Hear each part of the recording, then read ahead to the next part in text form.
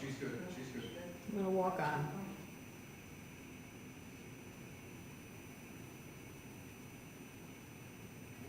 Let's go to the next one.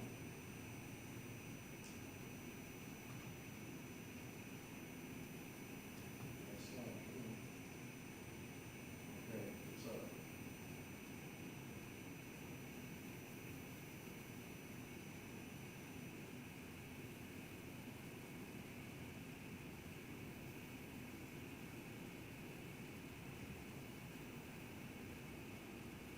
Yes, it's supposed to be silent.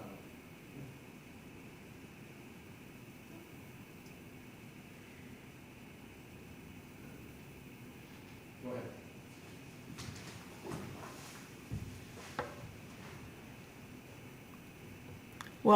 Welcome this morning.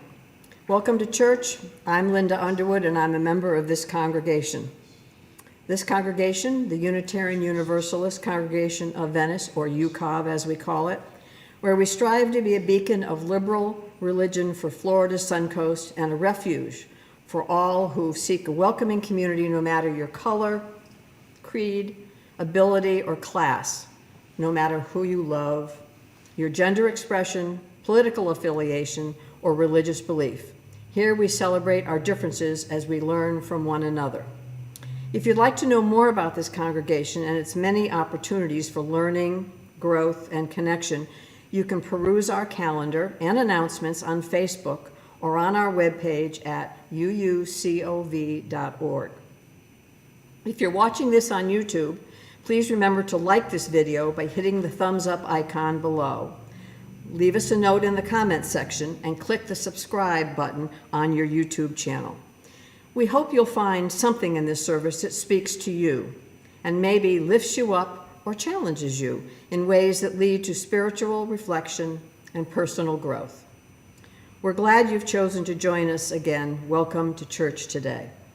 I will be serving as your worship associate as our beloved minister is having a well-deserved day of rest. The prelude begins our worship.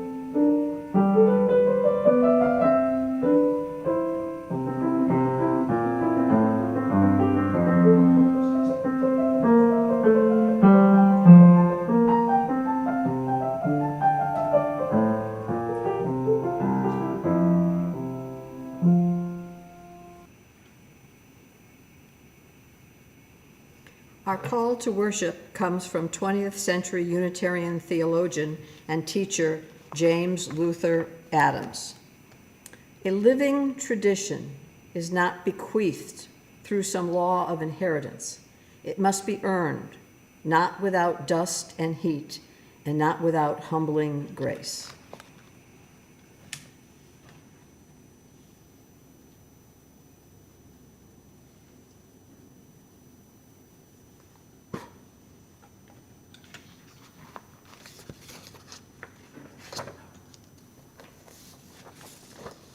Let us worship together. Our hymn is number 113, Where is Our Holy Church, verses 1 and 5.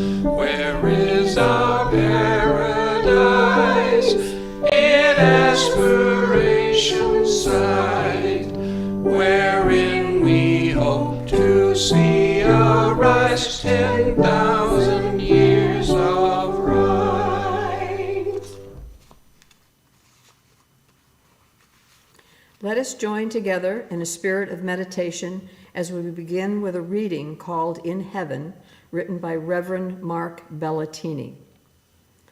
Ah, it's true. When our ancestors spoke of heaven, they were speaking of this moment. When they went on about nirvana, they imagined a time like this. When they sang of paradise, it was this morning they imagined. A time when all the mysteries of life and death are blended in a community of praise. When the bones of ancient lovers are given flesh again in our own bodies. Teachers of long ago speaking of love and truth, once more in lives so ordinary they are extraordinary. Blessed is our breath in and out quiet. Blessed is our sitting, our fidgeting, our movement. Blessed is our heartbeat, echoing the pounding hallelujahs of the distant stars.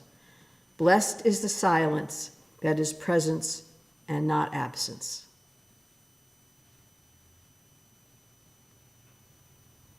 We lift up those in this community who face change, challenge, or loss, as we hold within our hearts all who suffer. And now we pray, each in our own ways, into the silence.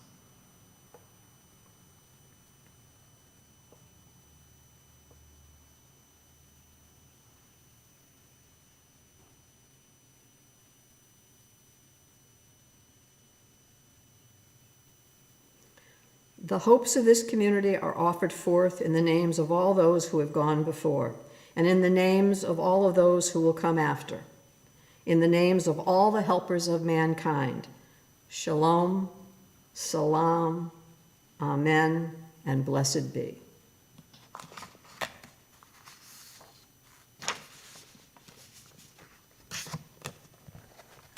After the upcoming interlude, we have a sermon from Reverend Aaron White, who's Associate Minister of the First Unitarian Church of Dallas, Texas. Reverend White's title for this service will be The Basics of Unitarian Universalism. And he will not return next week, but the following week on May 30th, with a follow-up sermon entitled The Future of Unitarian Universalism.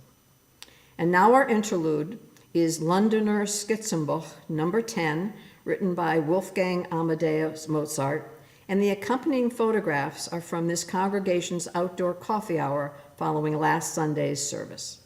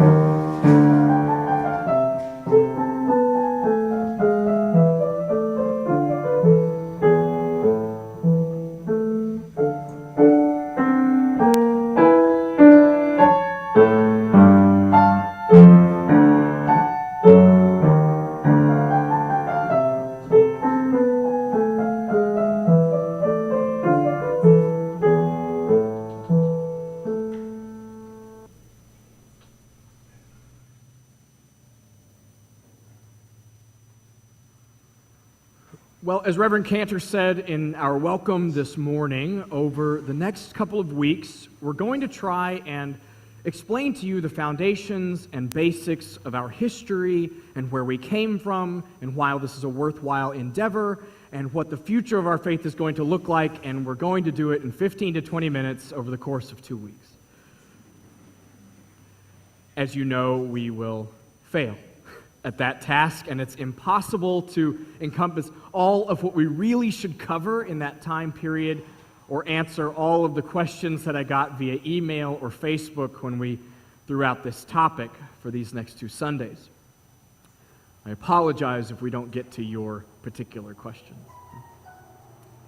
So let's start with the broad strokes and see where we get. If you look up on the screen today, I've provided an image of a flaming chalice, a chalice with a flame in it, and this is a common symbol among Unitarian Universalists, and you find it within Unitarian Universalist congregations, and we start each of our services by lighting a flame in the chalice here in our sanctuary.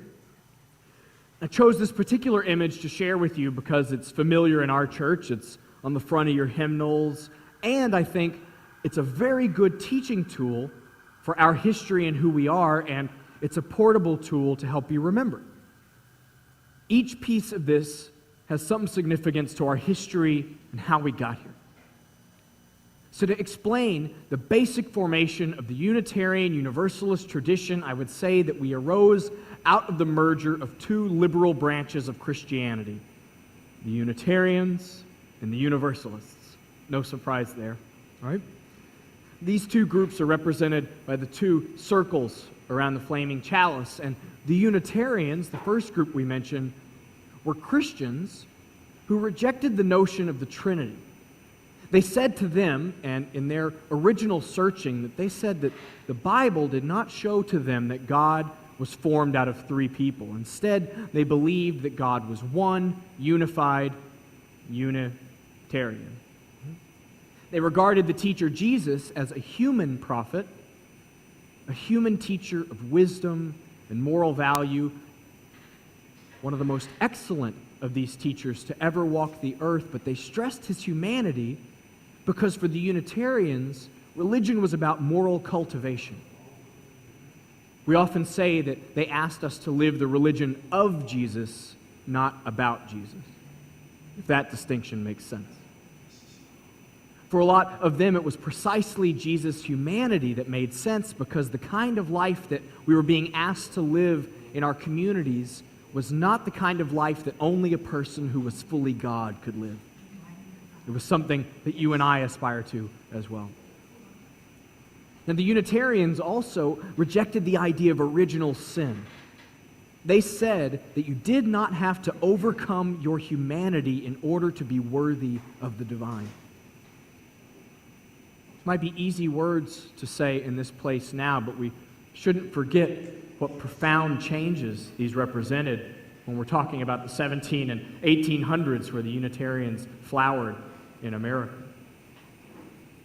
They said that you did not have to overcome your humanity to be worthy, that your human nature did not have to be erased. Universalists, the other circle around that chalice, were Christians who in their beginnings affirmed that no loving God would ever eternally punish its creation in hell. They used the image of a loving parent to understand their notion of God, and they said, how many of us in the room who have children could imagine sending them to eternal torment? Nobody, right? They said that if God was the most loving, expansive, compassionate parental figure that they could imagine, how could God do that to God's children?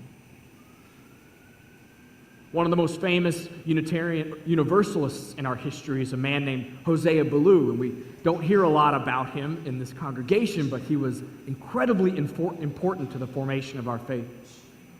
He was ordained in 1794 without knowing that he was going to be ordained that day. He was at the Universalist General Convention. He was standing in the pulpit with a man named Elihan Winchester, who was a prominent Universalist. They all had really interesting names as well. And in the middle of the address, Ella Hen Winchester picked up a Bible and threw it on Hosea Ballew's chest and ordained him into the ministry right there. And a few years later, when he was 34, this is in 1805, he authored one of the most important works in our history. It's called A Treatise on Atonement. And in this, he's trying to work out some of the theological arguments for universalism, the idea that all of creation will be reconciled with the holy.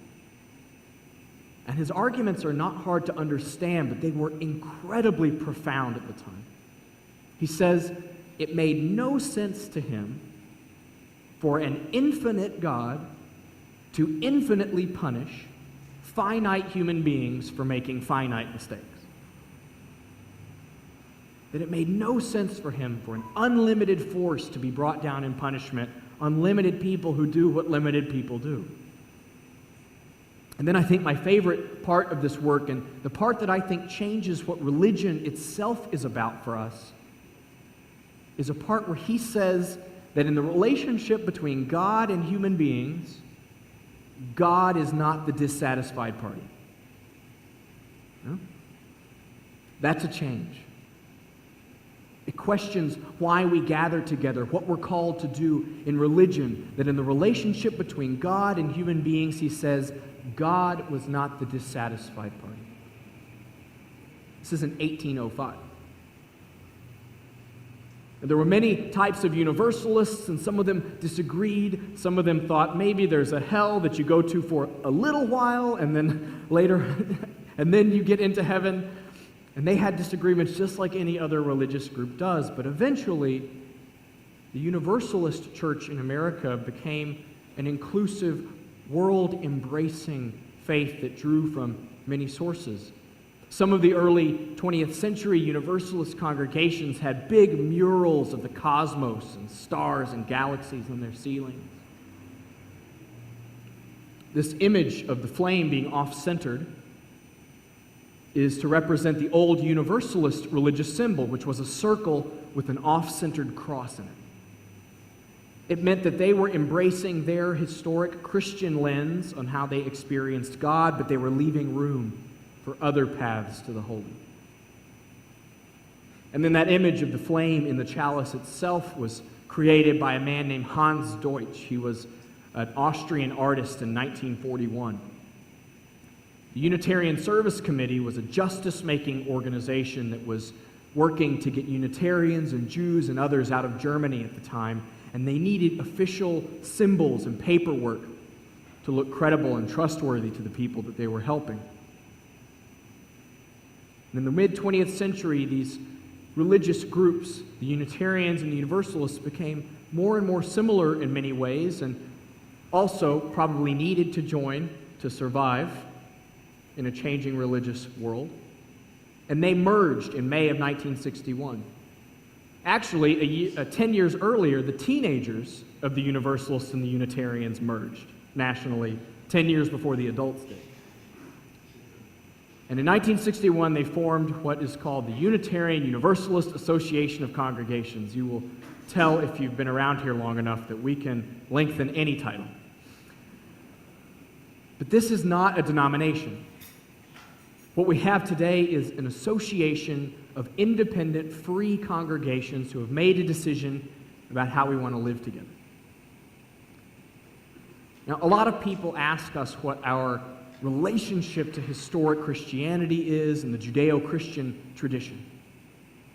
And no analogy is perfect, and this certainly won't fit every aspect, but one of the ways to understand it is kind of like thinking that you're the American-born children of immigrant parents. If your parents moved here from France or Germany or Italy or China, they moved here and you were born in America, you would speak much of their language. You would eat much of their food. You would participate in their holy, important holidays. You might even wear some of the customary clothing of their history. And it wouldn't be right to say that you weren't them. But it would only be right to also add that you are not only them. The analogy is not perfect, but it's one way to understand. So today in our congregations, I read an author this week who said, we take the scripture and tradition of our Christian ancestors seriously, but not literally.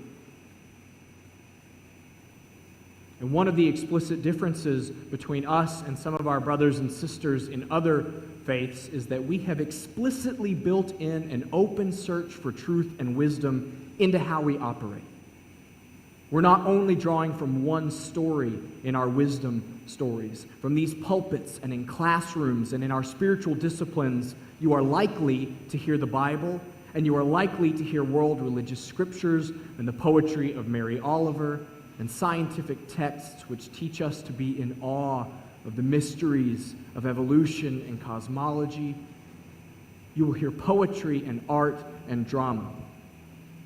And we will get our hands on wisdom wherever we can find it.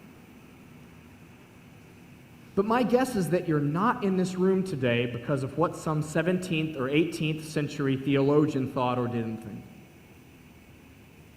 I'm guessing that you're not in this room today because of what you don't believe, although we are exceptionally good at focusing on that part of the equation. I'm guessing that you're in this room because you've decided that participating in this community will help you live the kind of life you wish to live before you die. I'm guessing that you are in this room with us because the kind of questions we've been asking for hundreds of years are relevant to what you're asking in your own life. Do I belong here? Not only in this room, do I belong here? Do I belong here? In this body, on this earth, was I born worthy of love? Will my life make a difference? What do I do with my mistakes? How do I answer questions to my children about extreme mysteries that I cannot be certain about? Does my life make a difference? Do I belong? Am I at home here? Our Unitarian ancestors said that you don't have to overcome your humanity to be worthy of love. That in fact what is in you is holy and precious and good. They stressed our inherent goodness. Our Universalist ancestors said that each and every part of creation participates in what is holy, that we cannot draw easy or convenient lines between us and them, that there will be no cosmic separation between the saved and the damned, and that religion is not about getting into heaven, but getting heaven into earth. We are all in this together. So like Hosea Ballou was saying, remember in his language when he said, in the relationship between God and human beings, God was not the dissatisfied party. We've inherited that to say that for us, religion is not about gaining the favor of the universe. You weren't born in such a way that you have to have the right creed or prayer or even action for the universe to bestow its blessings on you, for God to bestow God's blessings on you, for you to be worthy of love. In fact, for us, religion is not about life's response to us at all, but our response to the gift of life and the fact that we will one day die. For Unitarian Universalists, religion is not about being right. It is about attempting to live in right relationship. And that's an important distinction. So let me put it this way. Some religions you're a part of because a group of people have said they believe certain things are true. And all of us can agree to these things.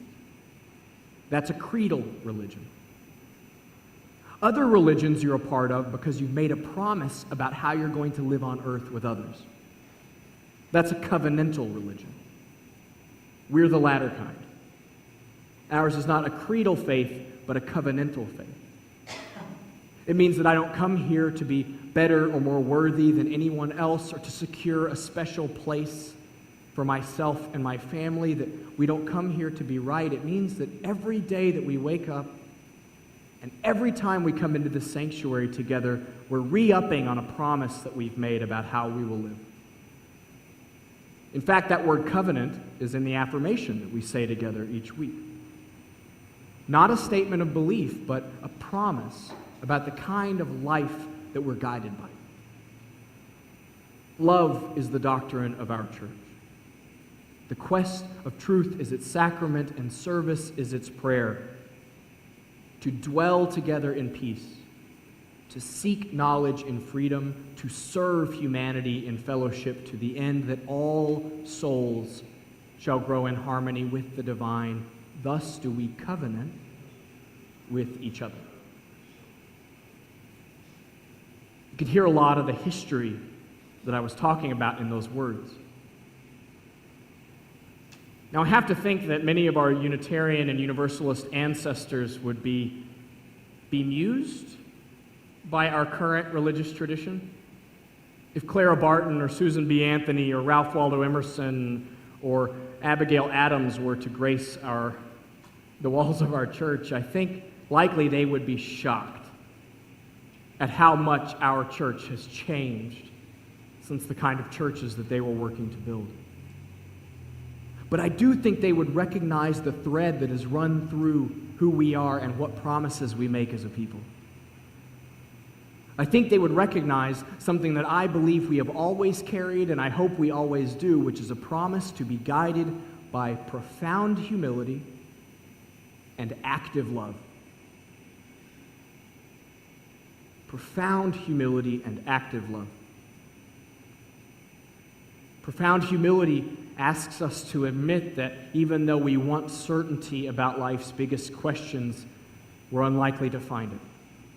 That we have to search for wisdom in many sources and be in dialogue with many different kinds of people, and the humility that has driven us to this point has asked us to open our doors and arms wider and wider until we welcome as many people into our circle of care as is possible.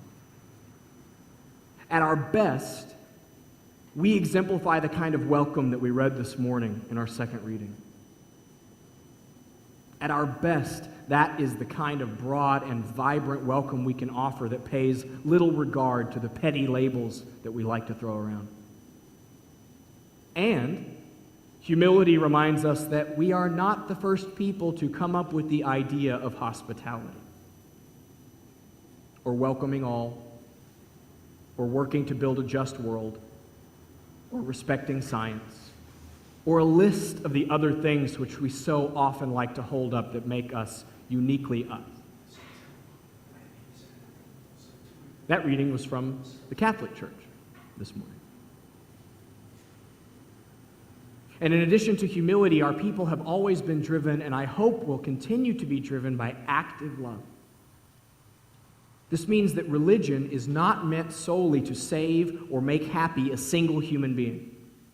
It is not a passive response. If you're going to join this church and be active here, someone is going to ask you to serve the world, to do what all religious humanists have known for hundreds of years, which is that if we wish to see a world made just, we have to use our hands to do it. We talk about deeds, not creeds, here a lot, and it means that if you commit to this place, we will ask that you give your life as a blessing to the world, and someone will expect you to do it. So if a religious community or a religious act or impulse is not driven by profound humility and active love, I don't believe it is Unitarian Universalism, especially not our faith at its best. And we read this morning the story of a woman, Gail. She's now a minister in our faith, but when she tells us this story, it's about the first day that she walks into a congregation for the first time. And I'm assuming that there are a handful of people for whom this is the first time you've ever come into our walls today. And I hope that, like Daniel said, you experience that we are the church we say we are.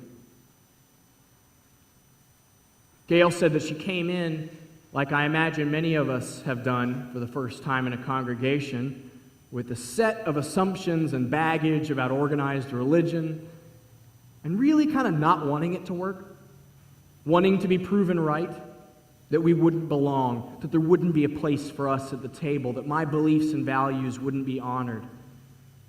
She said she visibly wore the chip on her shoulder into the room. And while less visibly, I remember doing much the same. The first time that I ever visited a Unitarian Universalist church, I was desperately hoping that I would be proven right about my assumptions about you people.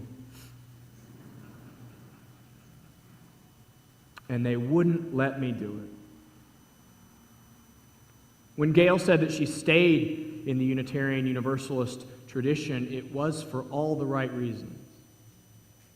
In the piece that we read, she didn't say, I found the place where I can believe whatever I want. She did not say, I found the place where I will never hear words I don't like again. She did not find the place where she will never be in conversation with people she disagrees with, and she did not find the place that will suit her 100% of the time, because that's not a Unitarian Universalist church. If you're looking for a church which exemplifies those things, we can talk. To me, what I loved about her decision to stay in a Unitarian Universalist congregation was that it was a community, not a commodity. She was willing to be changed and to grow. She gathered with this group of imperfect people who smoothed away the rough edges of her life, and they gave her visible evidence in the form of another human being that she was good and loved. And they didn't just stop there. They expected her to grow and listen and learn and serve the world. To me, covenant is a lot harder than creed. For me, it's relatively easy to tell you that I believe something, and even easier to tell you that I don't. It is so much harder to wake up knowing that I have made a promise to live my life guided by profound humility and active love.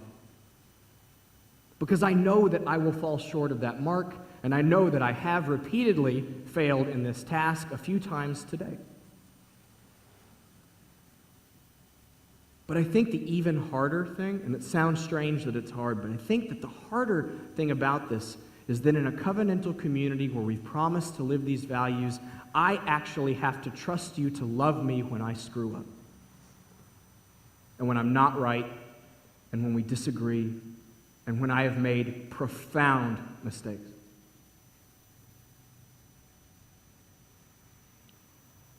All the theological language aside, if you want to know what the core of our people is and why we are here, we are a group of human beings who have decided that as limited human beings, we just can't know everything.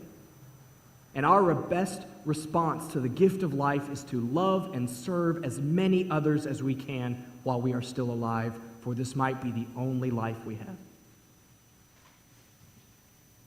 We have found that there is a valuable, beautiful, meaningful, life-changing relationship to be had when we assume that everything is connected and everyone matters and how you live makes a difference. I can tell you from experience that the community that we can invite you into is worth it, but it is not easy. And you are going to be frustrated and uncomfortable if you bring any kind of fundamentalism into this relationship, whether it be atheist fundamentalism or Christian. And I can promise you that you will be incredibly uncomfortable if you bring literalism in here, believing that a story is either true or it isn't, instead of asking what's true about it. But I can promise you that we are going to ask you to love other human beings more than you ever thought was possible, and more than you want to, honestly, on most days. We're going to ask that you start imagining that your very life is a gift to all those around you, and it is best used in that manner. And we are going to ask that you wake up every morning guided by profound humility and active love, living as if something good, precious, and holy moves in you and everybody else. So I offer you this invitation. And next week, we'll continue talking about how to explain this faith to others when they ask, and what our role is in shaping the future of a living tradition. So until then, be well, and amen.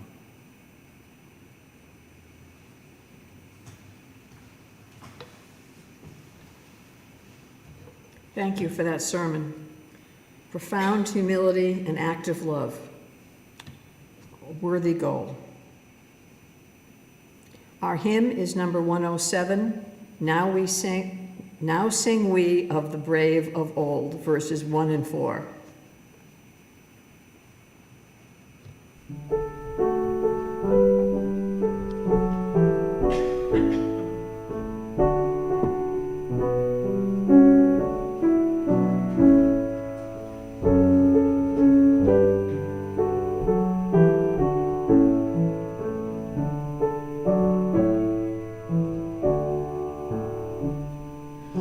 Now sing we of the brave of old, who would not sell themselves for gold, yet left us riches manifold.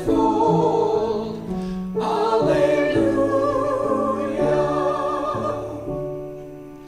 Who long the world's old sorrows bore, and toiled and loved and suffered sore, and being dead live evermore. Alleluia.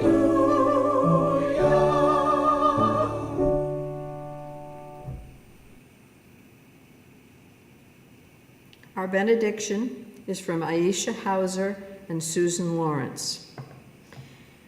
We are Unitarian Universalists with minds that think, hearts that love, and hands that are ready to serve.